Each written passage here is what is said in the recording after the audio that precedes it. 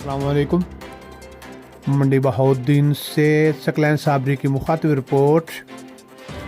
Deputy commissioner ضلع منڈی بہاؤالدین شاہد عمران مارتھ نے زیر تعمیر ڈی ایچ روڈ کا معائنہ متعلق افسران کے ہمراہ کیا، روڈ تعمیر کے معیار کی جانچ پڑتال کی اور رفتار کا جائزہ لیا، متعلقہ افسران کو ضروری ہدایات جاری کی اور کہا حکومت پنجاب کی پالیسی کو مد نظر رکھتے ہوئے محکموں کی ذمہ داری ہے کہ ترقیاتی منصوبوں کو مکمل شفافیت کے ساتھ مقررہ مدت میں پایہ تکمیل تک پہنچائیں۔